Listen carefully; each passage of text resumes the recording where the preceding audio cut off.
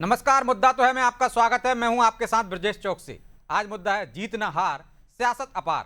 जी हां, विजयपुर विधानसभा सीट को लेकर चल रहा सियासी और कानूनी घमासान एक बार फिर सुर्खियों में है। सुप्रीम कोर्ट ने कांग्रेस विधायक मुकेश मल्होत्रा को बड़ी राहत देते हुए उनकी विधायकी फिलहाल बरकरार रखी है। हालांकि सुप्रीम कोर्ट ने यह राहत कुछ शर्तों के साथ दी है। इस फैसले के बाद कांग्रेस इसे लोकतंत्र की जीत और जनता के जनादेश का सम्मान बता रही है, जबकि बीजेपी ने इसे केवल अंतरिम राहत बताकर कांग्रेस पर पलटवार किया। कुल मिलाकर यह मामला पूरी तरह खत्म नहीं हुआ है, बल्कि आने वाले समय में इसको लेकर सियासत और गर्माती दिखेगी। लिहाजा इस बयानबाजी पर अब कई सवाल खड़े हो रहे हैं। उन सवालों को भी हम उठाएंगे, लेकिन पहले देखिए रिपोर्ट।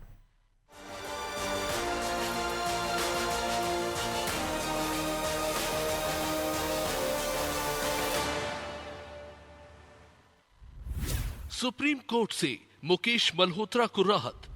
मुकेश मल्होत्रा को लेकर फिर सियासत। हाईकोर्ट के जिस फैसले ने कांग्रेस विधायक मुकेश मल्होत्रा की कुर्सी छीन ली थी, अब सुप्रीम कोर्ट ने वो कुर्सी उन्हें लौटा दी है। यानी विजयपुर विधानसभा सीट को लेकर चल रहे कानूनी विवाद में सुप्रीम कोर्ट ने बड़ा फैसला सुनाया और मुकेश मल्होत्रा की विधायकी को बरकरार रखा है। सुप्रीम कोर्ट ने एमपी हाई कोर्ट की ग्वालियर बेंच के उस आदेश को खारिज कर दिया जिसमें रामनिवास रावत को विधायक घोषित किया गया था। अब सुप्रीम कोर्ट के इस आदेश के बाद प्रदेश में सियासी बवंडर खड़ा हो गया है। कांग्रेस सुप्रीम कोर्ट के आदेश को सत्य की जीत बताने में जुट गई है।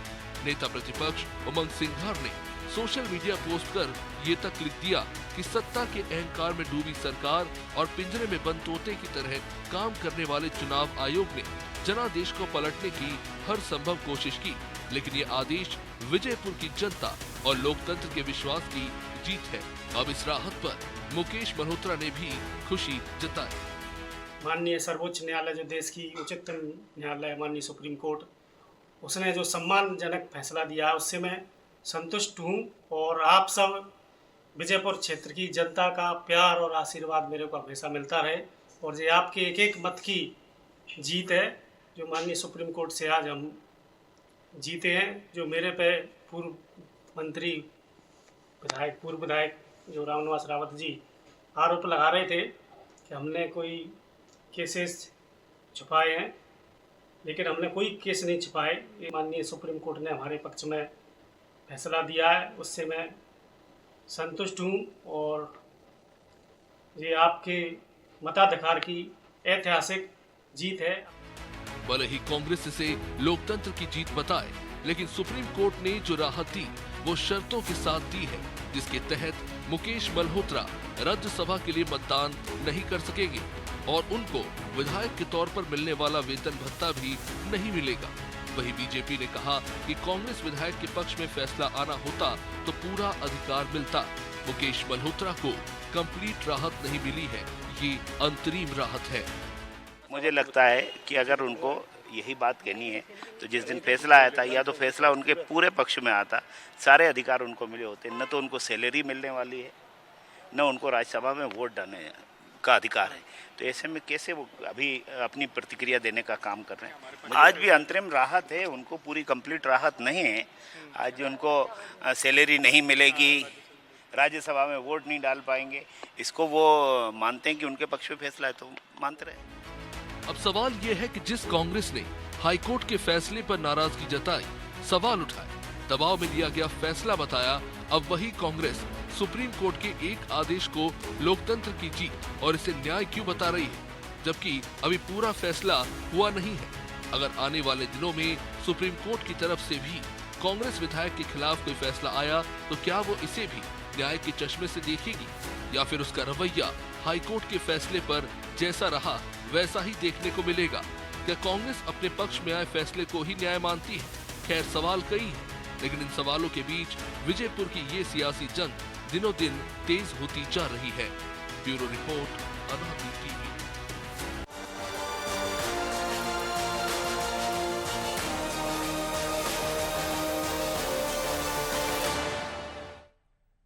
इस मुद्दे पर चर्चा शुरू करें उससे पहले वो सवाल जो जरूरी हैं। पहला सवाल, क्या कांग्रेस अपने पक्ष में आए फैसलों को ही न्याय मानती है? दूसरा सवाल, क्या कोर्ट के फैसलों पर कांग्रेस का डबल स्टैंड दिखाई देता है? तीसरा सवाल, क्या सुप्रीम कोर्ट का फैसला बीजेपी की उम्मीदों पर पानी फेरने वाला है? चलिए इन सवालों के साथ इस मुद्दे पर चर्चा शुरू करते हैं। और चर्चा में हमारे साथ मौजूद हैं बीजेपी प्रवक्ता प्रियंका दुबे, कांग्रेस नेता आनंद जैन कासलीवाल और वरिष्ठ पत्रकार अजय बोकिल। आप तीनों का बहुत बहुत स्वागत है। और आनंद जी, शुरुआत आपसे ही करते हैं। हाई कोर्ट का फैसला आया तो आपने उस पर सवाल खड़े किए। अब सुप्रीम कोर्ट से राहत मिल गई तो आप कह रहे हैं ये जीत है। आधा अधूरा फैसला आया उसे आप जीत बता रहे हैं। क्या आपके हिस्से में, आपके पक्ष में फैसला आएगा तभी न्याय है? नहीं, देखिए, जो भी न्यायिक प्रक्रिया है वो हाईकोर्ट ने अपने विवेक से दी है, पर जो भी जानकार हैं कानून के या संविधान के, उनको मालूम था ये जो फैसला लिया गया है ये गलत है। तो जो गलत अगर फैसला होता है तो उसका विरोध करना हमारा काम है और वो हम कर रहे हैं। नहीं, गलत कहा था। उसी कोर्ट ने आपको राहत दी थी ना आनंद जी, कि आप 15 दिन का समय दिया था। गलत तो तब होगा ना जब पूरा ही फैसला पलट दे सुप्रीम कोर्ट। अभी तो राहत मिली है और आप उसे जीत बता रहे हैं। नहीं, न्यायपालिका ने 80% तो फैसला हमारे पक्ष में दे दिया कि विधायिकी बरकरार रहेगी। ना वेतन का अधिकार, भत्ते का अधिकार, ना वोट डालने का अधिकार, नाम के विधायक। लोकतंत्र में जो वोट डाले गए उसका चुनाव सरकार ने संवैधानिक पद को बरकरार कर दिया। अब भत्ता नहीं मिलता है, वोट देने का अधिकार नहीं मिलता है, ये सुरक्षित फैसला सुप्रीम कोर्ट का अधिकार क्षेत्र है। उसमें और अगली सुनवाई में जब जानकारी पूरी उनके पास होगी तो वो उस पर फैसला देंगे। पर अभी हम ये मानते हैं कि 80% फैसला हमारे पक्ष में दिया है। जो लेकिन मुकेश मल्होत्रा तो कह रहे हैं जीत ही गए हम। मल्होत्रा जी तो कह रहे हैं जीत ही गए। अगर जीत नहीं होती तो सुप्रीम कोर्ट हमको इतनी भी राहत थोड़ी देती, राहत मतलब सुप्रीम तो राहत दी ना सर, राहत दी है तो हम तो ये मानेंगे कि हमारी जीत है वो, जिसको हाईकोर्ट ने पूरा खत्म ही कर दिया। वही तो मेरा सवाल था, यदि कोई आपके खिलाफ फैसला दे दे तो न्याय नहीं हुआ। नहीं तो फैसले पे लड़ने के लिए सुप्रीम कोर्ट है ना सर, तो हम गए ना। तो हाई कोर्ट पर सवाल क्यों उठाए? सुप्रीम हाई कोर्ट ने तो आपको रास्ता दिया था कि सुप्रीम कोर्ट चले जाइए, 15 दिन का समय दिया था।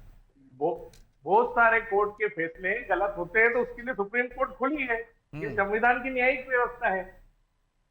यदि हम बाद में सुप्रीम कोर्ट ये फैसला बरकरार रखता है तब भी आप न्याय की जीत ही कहेंगे, यही कहेंगे? यदि विधायिका खत्म हो जाती है बात करेंगे ब्रजेश जी जब आएंगे, जब बात करेंगे। नहीं, आपको भरोसा है ना सुप्रीम कोर्ट पे, जो भी फैसला आएगा आप उसको न्याय की जीत ही बोलेंगे। संवैधानिक प्रक्रिया पे भरोसा है इस देश की, जो भी फैसला आएगा हम उसे स्वीकार करेंगे। जो भी फैसला आएगा तब बात करेंगे। लेकिन प्रियंका जी, आपकी उम्मीदों पर तो पानी फेर ही दिया उन्होंने, और जल्दी जश्न तो आप भी मनाने लगे थे। नमस्कार। सर्वप्रथम सभी को नववर्ष की बहुत बहुत शुभकामनाएं। ये सभी के लिए मंगलमय हो। और जिस विषय पे हम चर्चा कर रहे हैं, वैसे तो न्यायिक प्रक्रिया का है, उसके ऊपर कोई टिप्पणी करना न्यायालय की अवमानना के बराबर होता है, तो उसे राहत कहना सही होगा। क्योंकि अभी सशर्त जैसे जमानतें दी जाती हैं कि शर्तों के अनुसार किसी को छोड़ देना, तो वैसे ही अभी भी हुआ है कि सशर्ते इन्हें छोड़ा गया है, परंतु ना आपको वेतन के लाभ मिल रहे हैं, ना आपको मताधिकार मिल रहा है। यहाँ तक कि अभी सुप्रीम कोर्ट ने भी यही कहा है कि आपको सशर्ते छोड़ा गया है, आपके ऊपर विचारण अभी चल रहा है। प्रकरण में आप निर्दोष या हम कह सकते हैं कि आपको सदोष भी नहीं माना गया है। लेकिन बात आती है इनकी हमेशा विश्वासघात करने की। जब आपके ऊपर 6 प्रकरण कायम थे, आप कह रहे हैं कि आपके ऊपर तो कोई प्रकरण ही नहीं था, आपके ऊपर 6 प्रकरण थे, जिसमें से आपने हलफनामे में जनता के सामने, जिसको हम कह सकते हैं आपको प्रस्तुत करना चाहिए था, तो 6 प्रकरण थे। लेकिन उसमें आपने जो है अपराध क्रमांक 972/2022 इसमें आरोप आप पे तय हो चुका है। जब आपको कोर्ट के ऊपर विश्वास है, आपके ऊपर जो आरोप लगा है, आपको विश्वास है कि कोर्ट जो न्यायालय करेगा न्यायपालिका पे, जैसा कि आप कह रहे हैं सुप्रीम कोर्ट तय करेगा ना कि वो सही है कि आप सही है। लेकिन आपने भी तो जल्दबाजी में जश्न मनाना शुरू कर दिया था, तो सुप्रीम कोर्ट ने झटका दे दिया आपको। हम ये कह रहे हैं, हमें कहना ये पड़ रहा है ब्रजेश जी कि आपको कोर्ट पे विश्वास था, आपको जनता पे विश्वास था, आपको जनादेश पे भी विश्वास था, तो ये 2 प्रकरण छुपाने की आवश्यकता क्या थी? 972/2022 के प्रकरण को भी आप लोग को दर्ज करवाना चाहिए था, स्पष्ट करना चाहिए था। इसके बाद अपराध क्रमांक 93/2022 अगर आपने इस पे भी आरोप आपका तय हो गया था, आपने इसकी जानकारी भी छुपाई, इसी कारण आपकी विधायकी रद्द हुई। अगर आप ये नहीं करते तो आपको क्या समस्या थी?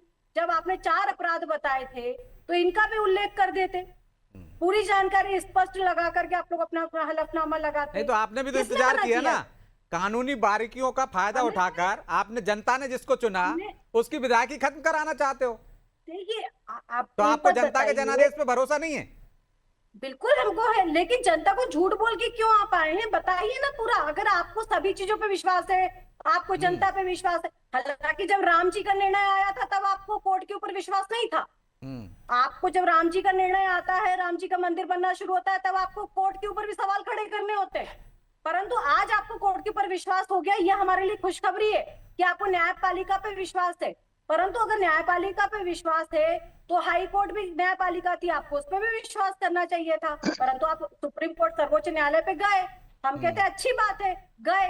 तो आप लोगों को जब इतना विश्वास है तो जो प्रकरण आपके अभी भी विचाराधीन हो, जिसपे आप सदोष हो, उसको भी आप बताओ ना। जिसपे आप दोष सिद्ध हो चुके हो, आरोप तय हो गए, उस पे भी बताइए। उस पे आप लोगों ने न्यायपालिका पे विश्वास क्यों नहीं किया? तो अपनी सुविधा अनुसार टिप्पणियां करना कांग्रेस का पुराना कार्य है, और न्यायपालिका के निर्णय को न मान करके आपातकाल लगाने की परंपरा भी कांग्रेस पार्टी की रही है, और ये भी देश ने भुगता है। तो कांग्रेस अपनी सुविधा अनुसार सत्ता लोलुपता में निर्णय लेती है और निर्णय थोपती चली आई है। चलिए, यही आपके इनका आरोपों का जवाब ले लूंगा, लेकिन अजय जी, राजनीतिक दल अपनी सुविधा अनुसार यदि फैसला आता है तो लोकतंत्र की जीत बताते हैं, तो उनका ये रवैया है, ये लोकतंत्र के लिए कितना ठीक है? और कांग्रेस ने डबल स्टैंडर्ड दिखाई दिया है क्या इसमें? क्योंकि कोर्ट के फैसला हाई कोर्ट का कुछ था, सुप्रीम कोर्ट ने राहत दे दी, तो एक कोर्ट पर सवाल उठा रहे हैं, दूसरे पर आप कह रहे हैं कि न्याय की जीत हो गई। ब्रजेश जी, अगर इस फैसला की अंतरिम राहत है, ये हाँ, कोई अंतरिम फैसला नहीं, राहत पहली है, बात जी। तो ये है। फिनिश करना है, मतलब दूसरी बात ये है कि ये जो हाँ, खबर पहले आई थी, उन पर लगे आरोपों को खारिज कर दिया, ये भी गलत है। जी, अभी सही इस पर कोई अंतिम फैसला आया ही नहीं है।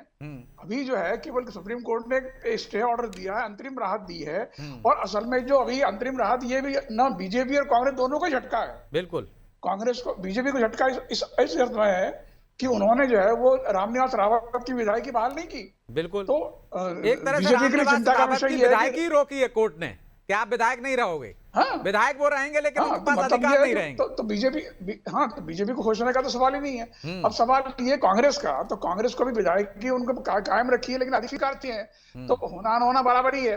अभी दोनों पार्टियों की सबसे बड़ी चिंता ये थी कि अगले महीने जो है 2 महीने बाद राज्यसभा के चुनाव होने हैं, उसके अंदर एक वोट की बड़ी कीमत है। अगर रामनिवास रावत बहाल हो गए होते तो बीजेपी का 1 वोट राज्यसभा में बढ़ गया होता। अब उनकी विधायकी बहाल नहीं हुई, और दूसरी बात है कि मुकेश मल्होत्रा को उन्होंने वोटिंग का राइट छीन लिया है सुप्रीम कोर्ट ने, तो वो चुनाव होते वोट नहीं डाल पाएंगे। तो किसी को भी खुश होने का कोई मौका सुप्रीम कोर्ट ने नहीं दिया है। अगर इस पूरे फैसले को बहुत बारीकी से समझा जाए, राजनीतिक आधार पर अपनी जीत हार के दावे करना अपनी जगह है, तो वो तो कोई हर पार्टी करती है, और इसका इंटरप्रिटेशन भी अपने ढंग से करिए, लेकिन अगर निष्पक्ष ढंग से कानूनी दृष्टि से इसको समझा जाए तो किसी को राहत नहीं दी है। केवल उन्होंने एक राहत, अगर इसको राहत शब्द का भी इस्तेमाल करें तो केवल इतना है दोनों के लिए फायदेमंद होगा। एक तरह से दोनों को राहत है, वो वोट नहीं डाल पाएंगे, ये राहत बीजेपी के लिए है, और वो उनको विधायकी उनकी बच गई, ये राहत उनके लिए। थोड़ी थोड़ी राहत दोनों को दे दी है। और अभी अंतिम फैसला जब आएगा, और वो भी इसकी अगली डेट तो 23 जुलाई को लगी है, इसका मतलब राज्यसभा के चुनाव हो चुके होंगे, तो उसको फायदा है, उसके बाद बात की। और मुझे लगता है कि जनप्रतिनिधित्व कानून के तहत उनको अपराधों की जानकारी देनी चाहिए थी चुनाव आयोग को। मुकेश मल्होत्रा ने वो छिपाई है, तो ये बड़ा मुद्दा बनेगा और सुप्रीम कोर्ट उस पर विचार करेगा। आगे क्या फैसला आता है मैं नहीं कह सकता, लेकिन अभी मामला खत्म नहीं हुआ है, न आरोप खारिज हुए हैं, केवल एक तात्कालिक राहत मिली है, जो उसको इस रूप में ही देखना चाहिए। लेकिन अजय जी, मेरा एक और सवाल था जो आपसे, कि लोकतांत्रिक व्यवस्थाओं के लिए क्या संवैधानिक जो संस्थाएं हैं उन पर सवाल उठाना कितना जायज मानते हैं आप? हाई कोर्ट पर आप सवाल उठा रहे हैं, राहत मिल गई तो सुप्रीम कोर्ट को आप कह रहे हैं न्याय की जीत हो गई, सवाल ही क्यों उठाना इन चीजों पर? नहीं देखिए ब्रजेश जी, सवाल उठाना गलत नहीं है सवाल, लेकिन सवाल ये किस नियत से उठाया जा रहा है ये ज्यादा महत्वपूर्ण है। अगर सच में कोई गलती हुई है सुप्रीम कोर्ट, तो ऐसा नहीं कि सुप्रीम कोर्ट भगवान है, गलती उनसे भी हो सकती है। लेकिन अगर गलती हुई है और वो सही गलत आप बात को उठाएंगे तो ये आपका नहीं, अधिकार है। पब्लिक में उठाने लेकिन से क्या केवल मतलब, अपने आपको राजनीतिक कानूनी प्रक्रिया का पालन करिए। हाँ, नहीं निश्चित रूप से अगर अगर केवल आप राजनीतिक हानि लाभ की दृष्टि से अगर आरोप लगाएंगे और केवल हर चीज को शक के कटघरे में खड़ा करना चाहेंगे तो ये तो गलत है। इसका कोई अर्थ भी नहीं, और जनता इसको गंभीरता से नहीं लेती, ये भी समझना चाहिए राजनीतिक दलों को। हाँ, अगर सही मुद्दे पर अगर उंगली उठाई जा रही है और प्रश्न लगाया जा रहा है तो वो जायज है, और लोकतंत्र में सबको इसका अधिकार है, चाहे फिर बीजेपी हो, कांग्रेस हो, कोई सी पार्टी हो। तो नियत ठीक हो तो आनंद जी सवाल उठाने पे कोई दिक्कत नहीं है, लेकिन अभी उमंग सिंगार का ट्वीट आपने देखा होगा, कह रहे हैं कि चुनाव आयोग उनके साथ भेदभाव कर रहा था। यहाँ चुनाव आयोग कहां से आ गए? ये तो कोर्ट का फैसला था ना। नहीं देख, उनने क्या ट्वीट किया उसका इस डिबेट से मैं नहीं लग समझता कि कोई अरे संबंध इसी है। पर किया सवाल उन्होंने ये है कि तोता है सवाल चुनाव ये है आयोग कि और अधिकार छीन रहा था। सवाल ये है आपने कि नहीं देखा हो तो मैं दिखा देता हूं क्या। 2024 से जी, आपकी आवाज नहीं आ रही। अगर आप 2024 के आने के बाद अगर 2026 तक ये भारतीय जनता पार्टी अगर सोई थी तो ये तो सिद्ध हो गया कि ये अवसरवादिता के कारण इन्होंने हाईकोर्ट से ये फैसला कराया या हाईकोर्ट में केस लगाया। इसके पहले कहां थी भारतीय जनता पार्टी? चलिए, मैं आपने सुना नहीं है तो मैं ट्वीट है मेरे पास, सुना देता हूं। एक मिनट आनंद जी। माननीय उच्चतम न्यायालय का फैसला स्वागत योग्य है। विजयपुर की जनता ने अपना विधायक मुकेश मल्होत्रा को चुना था, लेकिन सत्ता के अहंकार में डूबी सरकार और पिंजरे में बंद तोते की तरह काम करने वाले चुनाव आयोग ने जनादेश को पलटने की हर संभव कोशिश की। चुनाव आयोग कहां से आ गया? तो ये क्या जनता के बीच में भ्रम फैलाती है कांग्रेस? आनंद जी। हेलो जी, हाँ बताइए ब्रजेश जी। मैंने आपको ट्वीट पढ़ के सुना है ना, ये स्क्रीन पे भी दिख रहा है। सत्ता के अहंकार में डूबी सरकार और पिंजरे में बंद तोते की तरह काम करने वाले चुनाव आयोग ने जनादेश को पलटने की हर संभव कोशिश की। हाँ तो ये तो दिख ही रहा है ना ब्रजेश जी, मैं वही तो बोल रहा हूं। मेरा सवाल है कि यहाँ चुनाव आयोग कहां से आ गए? चुनाव आयोग ने तो मुकेश मल्होत्रा को जीत का सर्टिफिकेट दे दिया था, वो विधायक थे। नहीं, चुनाव आयोग ने पूरी प्रक्रिया पे जांच क्यों नहीं की? ये भी तो प्रश्न है ना। चुनाव आयोग ने पूरी प्रक्रिया की जांच क्यों नहीं की? ये तो काम चुनाव आयोग का है ना। अरे तो अजय जी भी कह रहे हैं कि भाई शपथ पत्र में तो आपको भर के देना था ना, अपराध क्यों छिपाया आपने? उल्टा चोर कोतवाल को डांटे यहाँ तो। अगर हमने गलत किया तो ये जांच करने का विषय किसका है? नहीं तो सबके आपराधिक रिकॉर्ड की जांच करता है क्या चुनाव आयोग? शपथ पत्र मांगता है ना, वो तो आपको खुद को देना है। उसकी ड्यूटी है ना चुनाव आयोग की कि वो उसको शपथ पत्र दिया उसकी जांच करे। चुनाव आयोग की ये ड्यूटी नहीं है। आज जब उनको लगा कि राज्यसभा चुनाव और एक आदमी को कम किया जा सकता है तो उन्होंने उठा के ये कार्रवाई की। तो आज ही क्यों 2 साल में ये सरकार कार्रवाई? ठीक है, मैं अजय जी से इसका काउंटर लूंगा जरूर। अजय जी से जी, अजय वकील जी, क्या चुनाव आयोग इस तरह के प्रमाण पत्रों की जांच करता है? आप लंबे समय से देख रहे हैं और मैं भी देख रहा हूं। वकील जी, ये है कि चुनाव आयोग जांच करता है, लेकिन अगर आप झूठा शपथ पत्र दे रहे हैं तो गलती तो पहले आपकी बनेगी ना, चुनाव आयोग तो बाद में आएगा। चुनाव आयोग ने क्या जांच की नहीं की वो एक अलग मुद्दा है, लेकिन सवाल है कि अगर आप गलत ही शपथ पत्र दे रहे हैं तो पहली जिम्मेदारी शपथ पत्र देने वाले की है ना, उसकी थोड़ी है जो जांच करने वाला है। अगर इन्होंने वो बातें छुपाई हैं अगर सही में, जैसे कि हाईकोर्ट ने कहा है, तो ये तो गलत सही में, इसमें कोई राय नहीं है। जनप्रतिनिधि तो कानून संसद ने बनाया हुआ है, कोई किसी चुनाव आयोग ने तो बनाया नहीं है। तो अगर उस कानून का आप पालन नहीं कर रहे हैं तो ये तो जिम्मेदारी आपकी बनेगी। लेकिन अभी इसमें आगे देखें क्या क्या होता है सुप्रीम कोर्ट स्टडी के तब पर। मेरा अपना मानना ये है कि बुनियादी गलती जहां से शुरू हुई है वो ये झूठी शपथ पत्र की, और अपराध के मामले में नहीं, संपत्ति की मामले दे रहे हैं तो पहले शपथ पत्र देने वाले की जिम्मेदारी बनेगी, ताकि चुनाव आयोग की या जांच एजेंसी की, वो तो बात की बात है। तो आनंद जी, आपका व्यक्ति इतना पढ़ा लिखा है, आपके पास पूरी टीम है, इसके बाद गलत शपथ पत्र देंगे तो ये तो धोखाधड़ी करना भी हुआ ना चुनाव आयोग के साथ, कि आप 2 अपराध बता रहे हैं और बाकी के नहीं बता रहे हैं। इतने भोले तो है नहीं कि उनको पता ना हो अपराधों को नहीं देना जानकारी। नहीं, तो शपथ पत्र जो दिया है वो उन्होंने दिया है ना, जो उन्होंने उनके ऊपर दर्ज है प्रकरण, उसकी जानकारी दी है। अब जो दर्ज ही नहीं होगा और उसके आधार पे अगर फर्जी केस लगा के कोर्ट में जाएंगे तो उसकी सुनवाई सुप्रीम अरे कोर्ट बात के दर्ज मामलों पे नहीं होता, पहले दर्ज मामले थे, फर्जी थे या नहीं थे ये कोर्ट फैसला करता है। लेकिन आप पे आपराधिक मामला दर्ज है तो आपको शपथ पत्र में देना होता है, अखबारों में छपवाना पड़ता है, इलेक्ट्रॉनिक मीडिया में विज्ञापन देना पड़ता है, ये नियम है। नियम है, वो नियम का हमने पूरा फॉलो किया। अगर उसके बाद कोई उस पे कोई अगर केस लगाता है तो उसकी सुनवाई का अधिकार भी तो हमारे पास है ना, कि आपने जो लगाया है वो झूठ है, वो अधिकार है कि नहीं संविधान का हमारे पास। तो वो प्रक्रिया का हमने पालन किया है। अब कोर्ट डिसाइड करेगी सही गलत क्या है। ब्रजेश जी, मतलब आप हमारा अधिकार यहाँ भी छीन लेंगे क्या? हम अधिकार नहीं छीन कोई रहे भी गलत काम देके हम गलत कोर्ट में जाके अगर हमारे खिलाफ कुछ दूसरी बात करेगा तो हम उसका खंडन भी नहीं करेंगे क्या? नहीं, बिल्कुल करना चाहिए। ये तो हमारा संवैधानिक अधिकार है, तो वही हम कर रहे हैं और वही हमने किया और उसमें हमको राहत मिली, तो उसमें परेशानी की तो कोई बात है नहीं, हमारा अधिकार तो है। प्रियंका जी, पहले चुनाव आयोग ने उसमें ढिलाई बरती, ध्यान नहीं दिया, ताकि बाद में यदि कुछ ऐसा हो वो जीत जाए तो उनकी विधायकी को एक तरह से खत्म कर दिया जाए।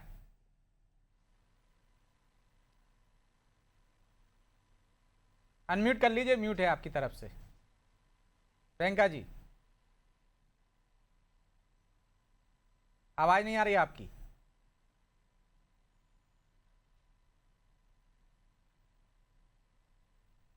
हेलो, आवाज आ रही है मेरी? आ रही है। वो कह रहे हैं आप लोग षड्यंत्र करते हैं चुनाव आयोग के साथ मिलकर। जी, जब चुनाव आयोग नामांकन पत्र जो खजुराहो में सुश्री मीरा यादव जी का रद्द किया गया था, तब आपने कह दिया कि चुनाव आयोग ने बारीकी से जांच करी और आपके नामांकन पत्र को रद्द कर दिया। वहां भी आपने चुनाव आयोग पे सवाल खड़े कर दिए थे। और अब जब यहाँ पे आपने खुद ने हलफनामे में गलत जानकारी दी, 2 अपराध छुपा लिए, अपराध क्रमांक छुपा लिए, तो आप कोर्ट में गए, वहां कोर्ट से राहत मिल गई तो आप खुश हो गए। हाई कोर्ट में जब आप लोगों को विधायकी रद्द कर दी गई थी तो आप ना खुश हो गए थे। तो यहाँ जितनी भी संस्थाएं हैं, चाहे कार्यपालिका हो, चाहे न्यायपालिका हो, चाहे विधायिका हो, हर जगह आपको अपनी सुविधा अनुसार निर्णय चाहिए।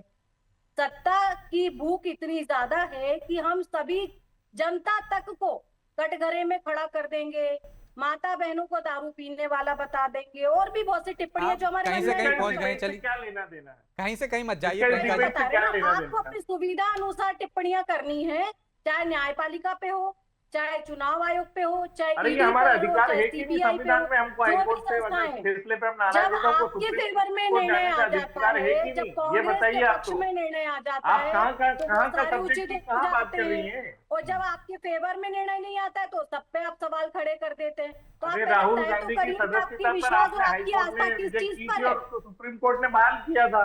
ऐसे कई हाईकोर्ट के फैसले हैं जो बदले हैं, बिल्कुल। उसमें आपका क्या वही हम कहना कह रहे है? हैं ना, जब न्यायपालिका पे आपको जब श्री राम जी के लिए निर्णय नहीं, आता है तो न्यायपालिका जो न्यायपालिका व्यवस्था के ऊपर देती है कटघरे उसके हो अंदर में जाते काम आप उस करते हैं। समय ये कह देते कि केंद्र में भारतीय जनता पार्टी की सरकार है इसलिए राम मंदिर का अरे निर्णय ये चलिए, आप हाईकोर्ट का तो राहुल गांधी दूसरी तरफ चली गई प्रियंका जी। आनंद जी, माफी चाहता हूं क्योंकि समय की बाध्यता है, इसलिए चर्चा को वहीं विराम देना होगा। आप तीनों का बहुत बहुत धन्यवाद। तो हाई कोर्ट ने एक फैसला दिया और विधायकी रद्द कर दी, सुप्रीम कोर्ट ने विधायकी बरकरार रखी, लेकिन अंतिम राहत दी है, फैसला नहीं पलटा है।